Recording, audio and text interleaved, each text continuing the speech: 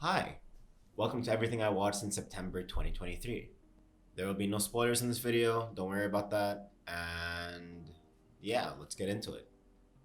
So I started this month off with Hotel Chevalier by Wes Anderson, and this is a prequel to his film The Darjeeling Limited, and I didn't really feel this one. I mean, it's shot well, everything Wes Anderson does is shot well, but I don't know, it just felt like an excuse for him to kind of creep on Natalie Portman. The dialogue here is just really bad, and I feel like Jason Schwartzman and Natalie Portman are a lot better than the way they're conveyed in this film. Emotionally, it didn't really land for me, and I feel like it's just kind of corny the way they talk to each other. A little bit gross at times. And yeah, but I guess Wes Anderson got to see Natalie Portman naked, so I also watched The Babadook. Now, this is a film that is so highly revered. It's celebrated as like one of those original elevated horror films. And look, I feel like it was alright. I didn't really like the monster. I thought the Babadook wasn't really scary. I liked the plot. The plot was pretty basic, but really well done in my opinion. And it's slow, and the pacing is pretty good. You know, it's very tense the whole way through.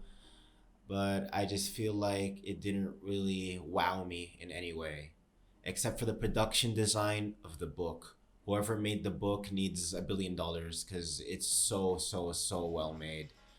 Yeah, just all right film. And then I watched After Sun. Ah, this film was hard to watch. Not because it was bad. I thought it was really well made actually, and it's paced so slow. The scenes drag on for so long, and at times it can get dull.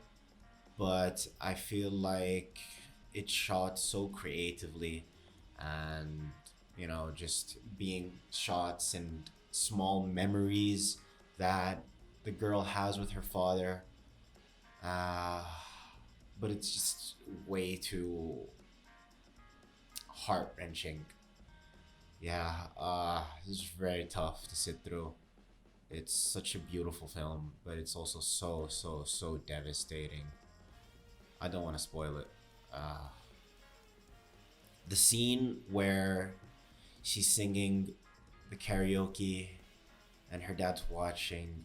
Oh my god, it's just so realistic. I feel like films rarely capture what it's like to be human, and After Sun does a really good job at that. Just seeing her standing there and singing "Losing My Religion," and it just goes on and on, and it's just so painful. And the scene where Paul Mescal just walks into the ocean. Ah, goddamn, this film. I think emotionally almost flawless. It's really landed for me that way. But the reason it is not a perfect film, I think, is because it does get dull at points. And maybe that dullness and those slow, long scenes are the reason that the emotional beats and the ending work so well for me. But I can't ignore the fact that I was kind of bored at some small points in this film. Overall, though, I would strongly recommend you watch After Sun, but just be ready with a box of tissues next to you. And then I watched the original Top Gun, 1986. Now, this film was kind of hilarious. Seeing a young Tom Cruise with his, tooth that's in the middle of his face, and just it's just bros being dudes, This is a film about bros being dudes, and then there's also airplanes, right? Yeah, I thought it was pretty fun. Nothing special, nothing spectacular about this film. I am really looking forward to watching Top Gun Maverick next month, but it was just fun. It's really basic, but in a good way. that 80s charm. And, you know, if I didn't know better, I would think that every single actor in this film was secretly romantically involved. I'll just leave it at that. And then I watched Wes Anderson's first feature film, Bottle Rocket. Now, look, Wes, you shot this film really well, but the acting performances are just alright. I thought Owen Wilson was really good, but Luke Wilson doesn't really do it for me. The plot's really slow, but in a bad way. There are moments in this film where I'm really bored and just hoping something happens, and for most of the film nothing really does happen. I don't know how small the budget was, but I feel like when I'm watching a feature film, I need more events, I suppose.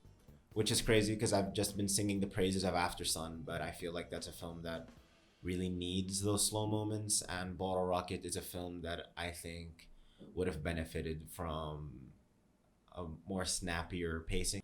Also, this film has Owen Wilson's first ever on-screen wow, and I think that's really important.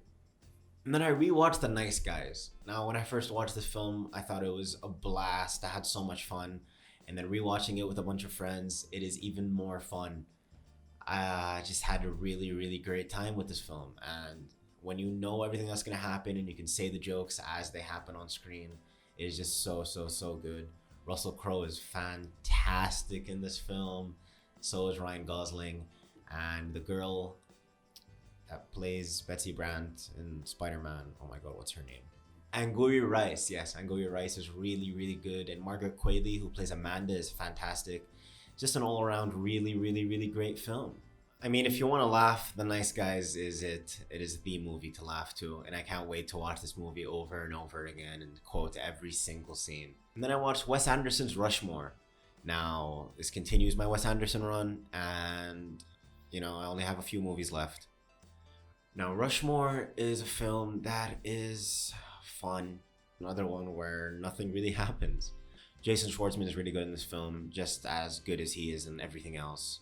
Bill Murray does a good job with the role he's given, and Olivia Williams does a really great job with what she's given.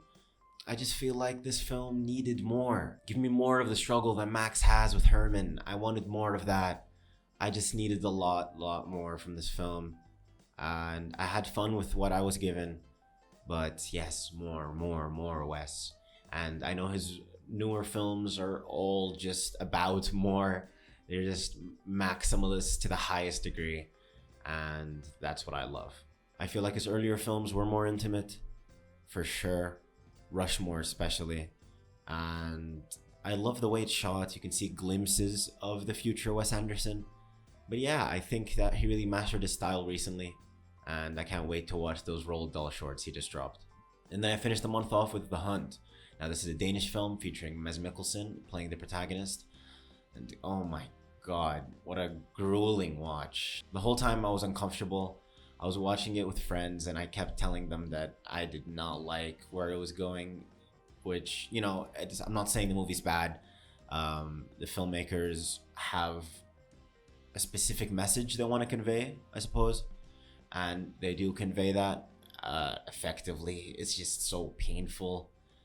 Like all the things that he goes through. Poor Lucas, man.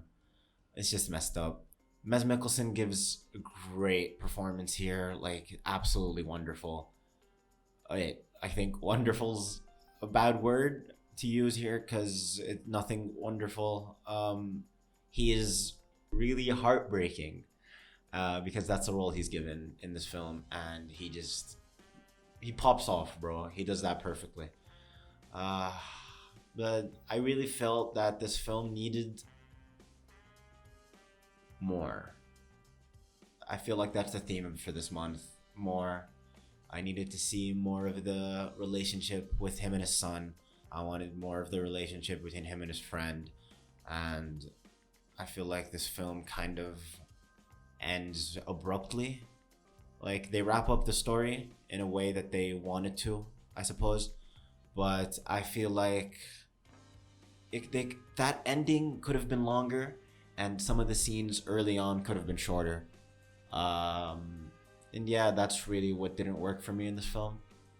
Something I didn't really like about The Hunt was the fact that it was kind of uh, regularly shot.